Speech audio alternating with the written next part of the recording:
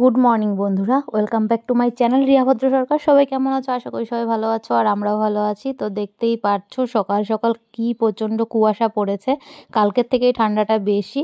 তো আজকে প্রচুর কুয়াশা, প্রচুর এত কুয়াশা। এখন বাজে হচ্ছে 7:30। 7:30টার সময়ই দেখো একদম অন্ধকার, কিছু দেখা যাচ্ছে না বাইরের। আর এখন থেকে আমার কাজ শুরু করতে লাগবে, সেটা ভেবেই আরও বেশি ঠান্ডা লাগছে।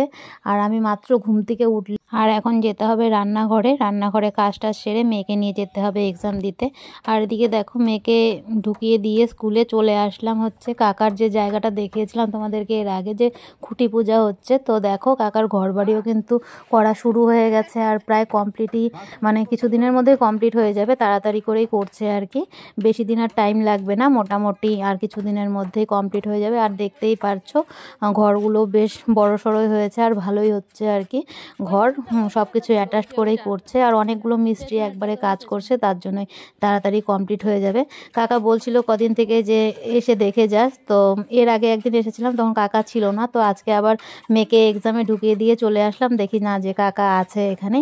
আর মেয়ের স্কুলের থেকে এটা বেশি দূরে না, পাশের গলিতেই আর কি, তাই এখান থেকে আসতেও অসুবিধা হয় না।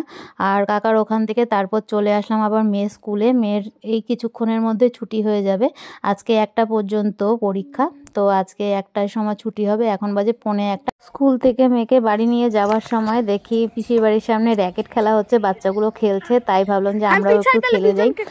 ছোটবেলার দিনগুলো মনে পড়ে যাচ্ছে, আগে প্রচুর খেলতাম, এখন আর হয় না আর কি খেলা, আর এখন সময়ও হয় না, তাই ভাবলাম আজকে একটু খেলেই নিই।